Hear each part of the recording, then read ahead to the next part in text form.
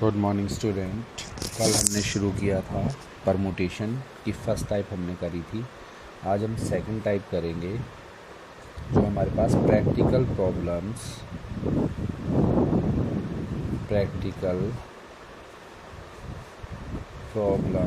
On permutation. Practical problems on permutation, ये है हमारी सेकंड टाइप के क्वेश्चन हम इसमें सोल्व करेंगे। जैसे एक क्वेश्चन है हमारा, इन how many veg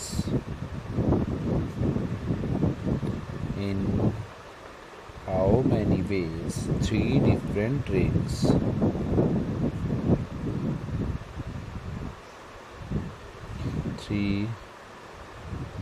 rings can be worn in 4 fingers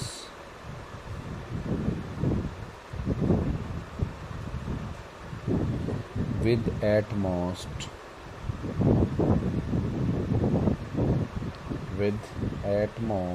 1 in each finger.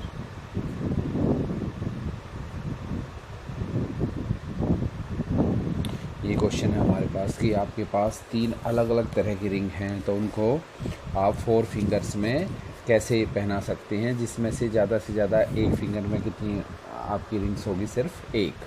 तो इस क्वेश्चन को हम 2 तरीके से कर सकते हैं, एक तो परमुटेशन की हेल्प से और एक simple fundamental principle of counting, या आप कह सकते हैं अरेंजमेंट की हेल्प से। तो फर्स्ट हम इसको परमुटेशन की हेल्प से इसको कैसे सोल्व करेंगे, ये देख लीजिए। आपके पास 4 फिंगर है, 1 2 3, ये समझाने के लिए आपको बता रहा हूँ 4 फिंगर, और ये 3 रिंग्स है। एक रिंग है R1, एक रिंग है R2, और एक रिंग है आपके पास R3। तो इसका मतलब आपको क्या करना है, 4 प्लेसेस पर 3 थिंग्स की क्या करनी है, अरेंजमेंट। तो 4 में 3 की अरेंजमेंट परमुटेशन में हम कैसे करते हैं, n में r की अरेंजमेंट कैसे होती थी, NPR, that is n factorial by n minus r factorial. तो अगर हम इसका सॉल्यूशन करें तो क्या होगा, तो टोटल नंबर ऑफ वेज हमारे पास कितने हो जाएंगे, the total number of veg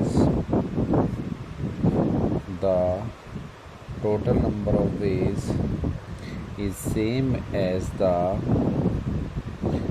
total number of ways is same as the number of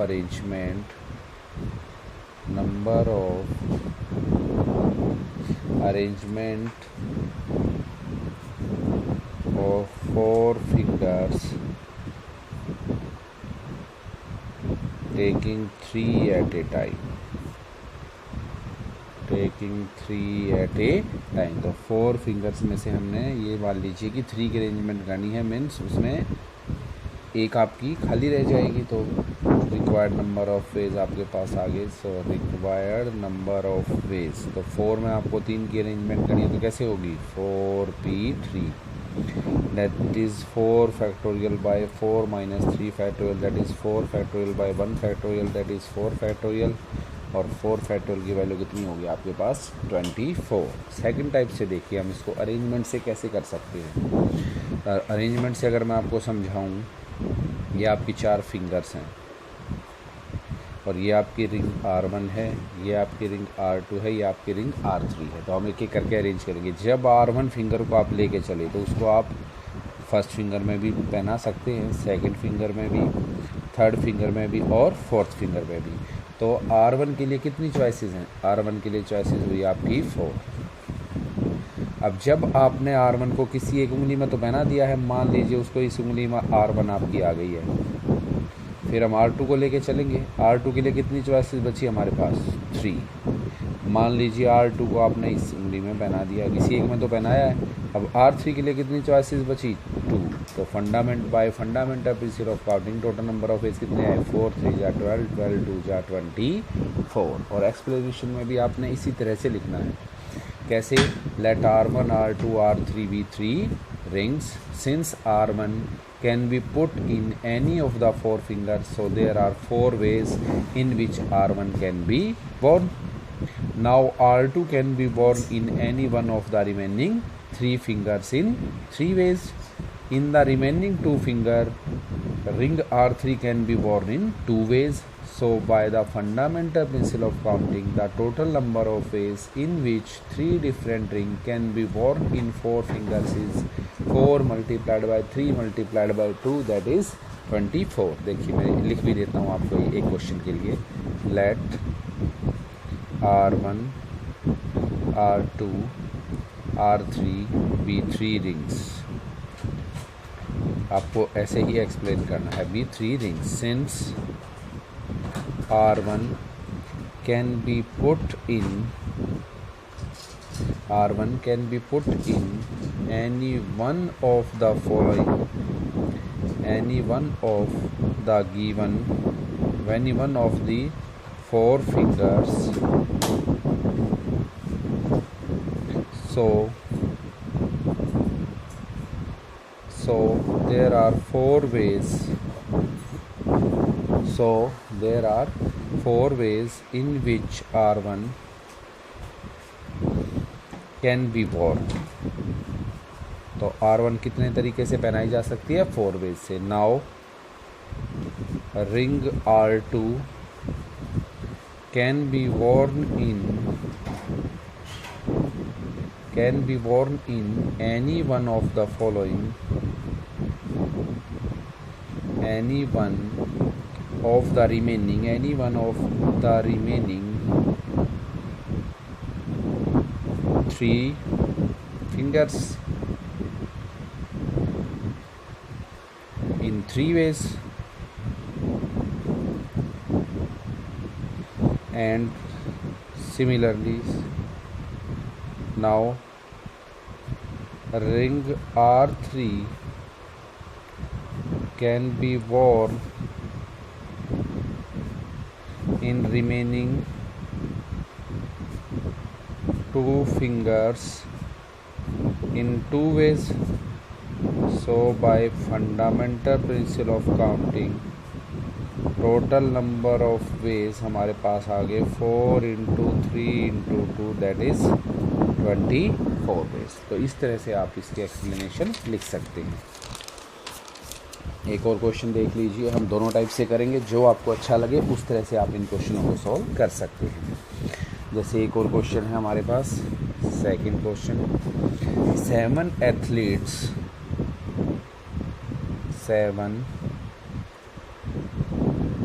athletes are participating in a race. एक रेस में जो है 7 एथलीट पार्टिसिपेट कर रही हैं. In how many veg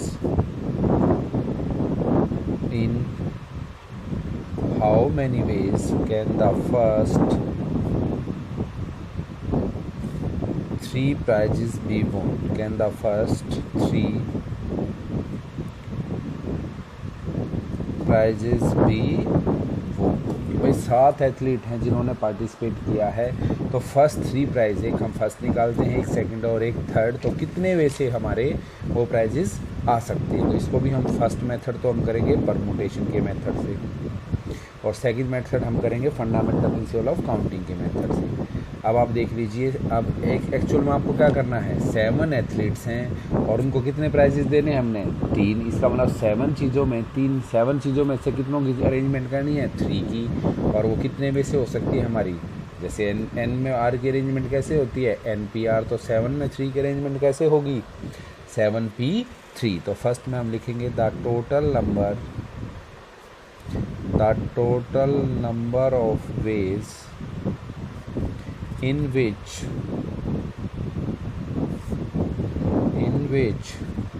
first three prizes can be won is the number of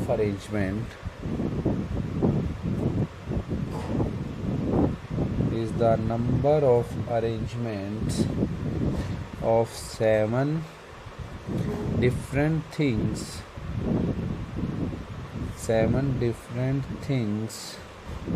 taken 3 at a time.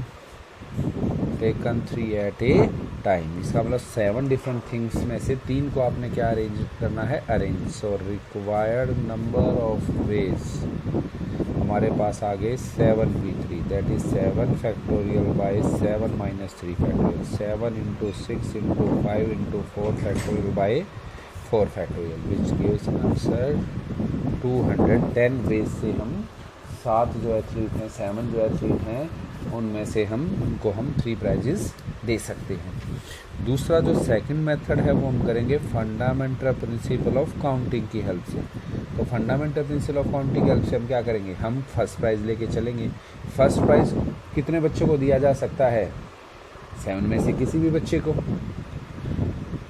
तो अब 7 में से किसी, मान लो ये है आपके पास, ये फर्स्ट एथलीट, ये सेकंड, ये थर्ड, ये फोर्थ, ये फिफ्थ, ये सिक्स्थ और ये 7th एथलीट। आप ये फर्स्ट प्राइज़ लेके चले तो फर्स्ट प्राइज़ के लिए कितनी चॉइसेस है, वो फर्स्ट एथलीट को भी मिल सकता है, सेकंड को भी, थर्ड को भी, फोर्थ को भी, फिफ्थ को भी, सिक्स्थ को भी और 7th को भी। तो total number of ways for first prize तो कितना है, हम कितने वेज मिले मुझे, 7। मान लीजिए वो प्राइज़ 7th नंबर जो एथलीट था वो फर्स्ट आ गया, उसको फर्स्ट प्राइज़ मिल गया। तो अब सेकंड प्राइज़ के लिए कितने मिले हमें चॉइसेस, 6। मान लीजिए फोर्थ जो हमारा एथलीट था, 4 नंबर का एथलीट, उसको सेकंड प्राइज़ मिल गया, इसको मिल गया फर्स्ट प्राइज़, इसको मिल गया सेकंड प्राइज़। जब आप थर्ड प्राइज़ लेंगे तो चॉइसेस कितनी बची आपके पास, तो चॉइसेस बची आपके पास 5। तो टोटल नंबर ऑफ वेज इस तरह से अभी हमारे कितने आगे 210। तो इस तरह से आप क्वेश्चन को सॉल्व कर सकते हैं और एक्सप्लेनेशन यही देनी है कि first prize can be won in 7 ways, second prize can be won by any one of the remaining 6 athletes in 6 ways, and third prize can be won by any one of the remaining 5 athletes in 5 ways. So by fundamental principle of counting, required number of ways आ गए 7 into 6 into 5, that is 210।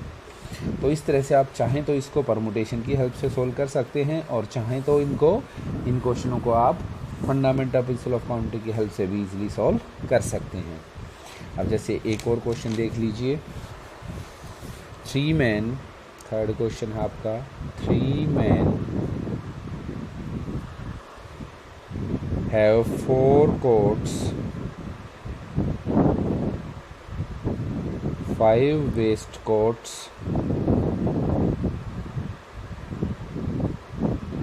and 6 caps। 3 आदमी हैं, उनके पास 4 तो coat है, 5 waste coat है और 6 cap हैं। In how many ways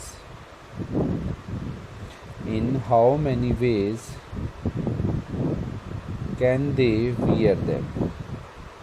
तो मैं आपको जैसे समझा रहा हूँ वैसे आपने लिख के बता लेना, मैं आपको सिर्फ समझा देता हूँ। आपके पास 3 मैन हैं। अब आपके पास देखिए कोट कितने हैं, मैं यहाँ पर लिख देता हूँ सॉल्यूशन में। कोट है आपके पास 4, वेस्ट कोट आपके पास कितने हैं, वेस्ट कोट हैं आपके पास 5, एंड कैप्स आपके पास कितनी हैं, कैप्स आपके पास हैं 6, और जो मैन है वो आपके पास कितने हैं 3। तो मैन कोट जो है वो कौन पहनता है, मैन, यानी कि कोट की अरेंजमेंट किस में करनी है, 3 मैन में। तो 4 कोट हैं और 3 मैन हैं, तो 4 कोट 3 मैन्स में कैसे पहनाई जा सकते हैं, 4p3 वेज से। 5 वेस्ट कोट 3 मैन्स को कैसे पहनाए जा सकते हैं, 5p3 वेज से। 6 कैप 3 मैन को कैसे पहनाई जा सकती हैं, 6p3 वेज से। तो हमारे पास टोटल रिज़ल्ट क्या आया, हमारे पास आ गया ये 4p3 into 4, 5p3 into 6p3, which gives 4p3 का आंसर आपका क्या आ गया, 4 फैक्टोरियल। 5p3 का आंसर आपका आएगा 5 इंटू 4 इंटू 3, आपको सोल्व करना आता है, और दिस गिव्स 6 इंटू 5 इंटू 4। तो टोटल रिज़ल्ट आएगा आपका 1,72,800 बेस से आप इनको पहना सकते हैं। तो इस तरह से आप इन क्वेश्चनों को सॉल्व कर सकते हैं। Let us take one more example, और एग्जांपल देखिए।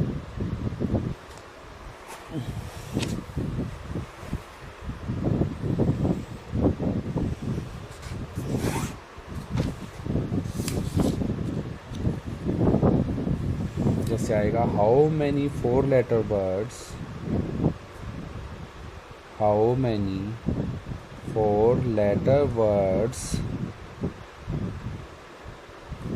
with or without meaning, with or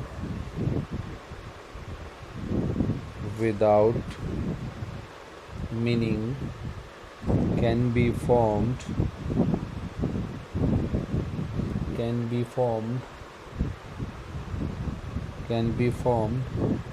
out of the letter of the word logarithm, LOGARITHMS। बस एक चीज़ आप यहाँ पर ध्यान रखिए, जो हम ये परमुटेशन पढ़ रहे हैं उसमें जो भी गिवन थिंग्स हैं वो सारी की सारी क्या है, डिफरेंट। अब आगे हम नया केस भी पढ़ेंगे जिसमें हमारे पास गिवन थिंग्स होंगी वो सारी की सारी डिफरेंट नहीं होंगी, उनमें से कुछ क्या होंगी, एक जैसी, तो केस अलग बनेंगे। अभी जो हम पढ़ रहे हैं वो है हमारे पास ऑल डिस्टिंक्ट, सारी की सारी जितनी भी आपके पास गिवन थिंग्स हैं वो सारी क्या है, डिस्टिंक्ट, क्या है, बिल्कुल अलग अलग। How many 4 letter words with or without meaning can be formed out of the letters of the word logarithm if repetition of letter is not allowed? If repetition of letters is not allowed, अगर repetition of letter आपके allowed नहीं है तो आप किस तरह से कर सकते हैं इनकी अरेंजमेंट। अब इसको भी दो तरीके से कर सकते हैं आप, एक तो परमुटेशन की हेल्प से और एक फंडामेंटल प्रिंसिपल ऑफ काउंटिंग की हेल्प से। तो अगर हम परमुटेशन से देखें तो हमारे पास कितने हैं, there are 10 letters in the word logarithms।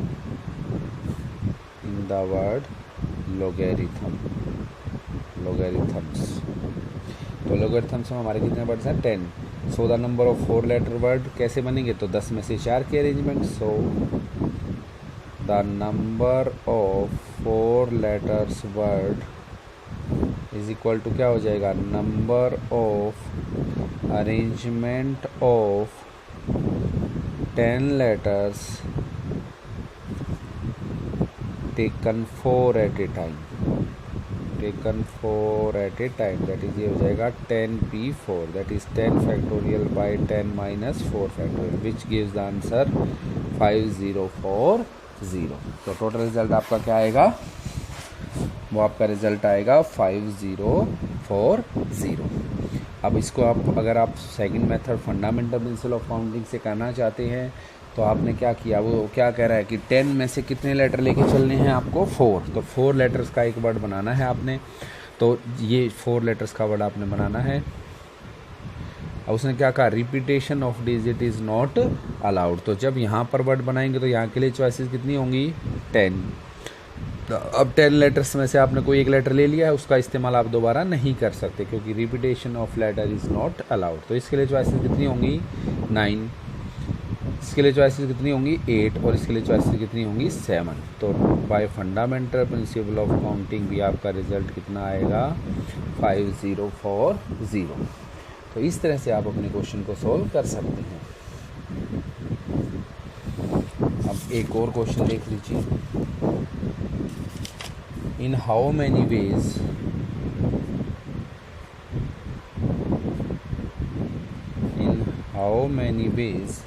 5 children stand in a queue, 5 children stand in a queue। अब इसका सॉल्यूशन कैसे करेंगे, अगर आप परमुटेशन से इसको करना चाहते हैं तो 5 चिल्ड्रन आपको क्यू में खड़े करने हैं, यानी कि 5 जो चिल्ड्रन है वो कितना स्पेस ऑक्यूपाई करेंगे, 5, यानी कि 5 में 5 की अरेंजमेंट आपको करनी है। तो 5 का आंसर क्या होगा, 5 फैक्टोरियल। और 5 फैक्टोरियल क्या होता है, 5 × 4 × 3 × 2 × 1, दैट इज़ 120 वेज। या दूसरे तरीके से आप अगर करना चाहें तो भी कर सकते हैं। 5 बंदे हैं और 5 ये फर्स्ट प्लेस हो गया, ये सेकंड, ये थर्ड, ये फोर्थ और ये 5, फिफ्थ लाइन तो ऐसे ही बनेगी, पहले फर्स्ट, फिर सेकंड, फिर थर्ड, फिर फोर्थ, फिफ्थ, ये लाइन है। अब जब आप पहले 5 चिल्ड्रन हैं आपके पास, फर्स्ट चिल्ड्रन के लेके चलेंगे तो उसके लिए चॉइसेस कितनी हैं, 5 में से किसी जगह को भी वो ऑक्यूपाई कर सकता है। मान लीजिए उसने फोर्थ प्लेस को ऑक्यूपाई कर लिया तो नेक्स्ट के लिए कितने बचेंगे 4, फिर कितने बचेंगे 3, फिर फोर्थ बच्चे के लिए कितने प्लेसेस बचेंगे 2, और फिफ्थ बच्चे के लिए कितने प्लेसेस बचेंगे 1। तो इस तरह से भी कितने वेज आएंगे हमारे पास, 120 वेज। तो फिर से देख लीजिए कि जब ये 5 प्लेसेस हैं आपने लाइन बना दी, first place, second place, third place, fourth place और फिफ्थ प्लेस। क्यू में लाइन में तो ऐसे ही खड़े होंगे। जब फर्स्ट आपका चिल्ड्रन जाएगा तो उसके लिए चॉइसेस होगी 5 प्लेसेस की, वो कोई एक ऑक्यूपाई कर लेगा तो सेकंड चिल्ड्रन के लिए चॉइसेस होगी 4th प्लेसेस की, थर्ड चिल्ड्रन के लिए 3 प्लेसेस की, 4th चिल्ड्रन के लिए 2 प्लेसेस की, और 5th चिल्ड्रन के लिए कितनी चॉइसेस होगी? सिर्फ 1 प्लेसेस की। तो bye fundamental principle of counting total number of face हो जाएंगे 5 × 4 × 3 × 2 × 1, दैट इज़ 120। तो आज आपने ये फर्स्ट टाइप आपने कर लेनी है, जिसमें हमने क्या किया है, n थिंग्स आपके पास गिवन है, उनमें से r की अरेंजमेंट करनी है। लेकिन यहाँ पर कौन सा केस है, n की n चीज़ें सारी क्या हैं, डिस्टिंक्ट, उनमें कोई भी चीज़ आपस में कॉमन नहीं है। आगे हम एक और केस आएगा जिसमें से n में से कुछ चीज़ें क्या होंगी, कॉमन। तो यहाँ पर अभी जो हम पढ़ रहे हैं उनमें कोई भी चीज़ हमारी कॉमन नहीं है। Thank you.